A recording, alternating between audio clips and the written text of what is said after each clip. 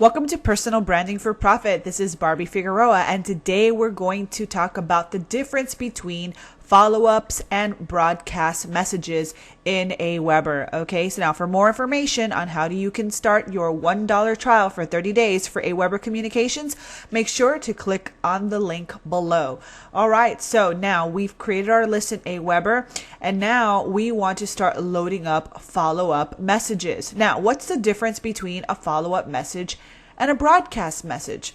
Very simple. Follow-up messages, you can preload a bunch of them into here. Okay, so we can start by creating a follow-up message. So just for the sake of this video, we're going to call this welcome message 1. And we're just going to go ahead and put some stuff in here. Test. Okay, actually, I'm going to go ahead and do something even better than that. I'm going to go ahead and use the personalize function. I always use first name fix, because when you use first name fix, it goes ahead and it pulls from the name that the person used to opt in to your list. Okay, so this is how you personalize your letters, so that when your recipient receives your email, guess what? It says their name. So it's like you personalized and wrote that letter just for them. So make sure you use the first name fix tag when you are writing either your follow-up or your broadcast letters. Okay, so now we're going to go ahead and just do test. Okay, great. Now, what we're going to do here is, just for the sake of this tutorial video, we're going to assume that this is a full and complete letter. All right. Now here it says welcome letter is sent immediately. So it automatically defaults to that option.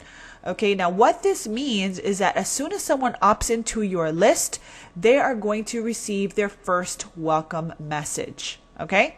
So message number 1, it says the interval is 0, which means they get it right away. Now we want to create a new follow-up message. Okay, so let's say you've created some sort of a boot camp or something. So you want to go ahead and put day 1 boot camp. We're going to put here, hey, first name fix. Here's day 1 of your boot camp.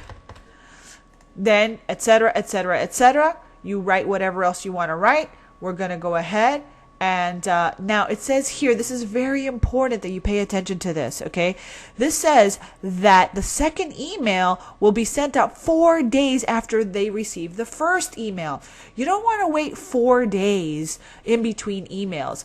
I would suggest that the very first emails go out 1 day after the first email, and after the first week, let them get your emails about every 2 to 3 days after the previous email. So make sure that when you are loading up your autoresponder letters, that you are going ahead and putting in the interval. Now, if you have a newsletter, I have clients that have a weekly newsletter. Well, if you only have a weekly newsletter, then go ahead and put 7 days here, or 10 days, however it is you want to customize it. And then all that means is that they will get their their follow-up emails from you at the time that you have already predetermined. Okay, so we're going to go ahead and put this back. So if you're doing a boot camp, you want to do it like you want them to get a message every day or every 2 days. Okay, if you're doing a newsletter, do it every 7 to 10 days. Okay, so here's what it is. Now what happens is, when someone opts into your list, they will automatically receive this message. Then on day 2, they're going to receive their boot camp letter, for example. Now you can load up as many messages as you want, and actually the more messages that you load up, the more leveraged you're going to be. Okay, which is the beauty of the follow-up messages. Okay, you could literally be on the beach and people are opting in to your Aweber list, and Aweber is deploying the emails for you on your behalf. That is the beauty of the internet. Lots of leverage to be taken advantage of. Okay, now The difference between a follow-up message and a broadcast message is simply this. A broadcast message goes out live, and it doesn't matter if your prospect joined your list yesterday, 2 weeks ago, or a year ago. As long as they're on your list and you do not, put in any particular parameters as far as because you can create different parameters as far as send only to people who have,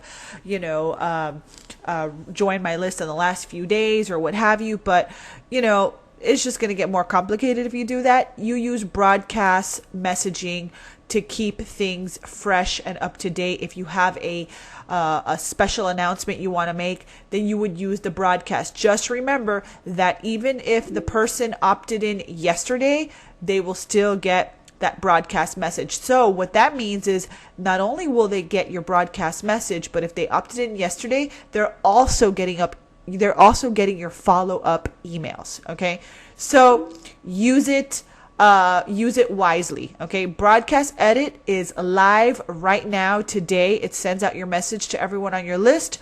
Follow-up messages simply means that you've already preloaded those emails, and your recipients will receive them in the order that you have already predetermined. Okay, so I hope that makes that clear. Okay, so follow-up emails are awesome because they leverage you, and broadcast is, you want to go ahead and send that out if you want to go ahead and send that out, if you have something special to say that you need to go out right away. Okay, so that is the difference between broadcasting and follow-up emails. All right, so for more information on getting set up with your Aweber Communications account, or to start their $1 trial for 30 days, make sure you click on the link below or visit our website at www.personalbrandingforprofit.com, and we'll be happy to guide you further. This has been Barbie Figueroa. You have yourself an awesome day, and we'll see you on the next video.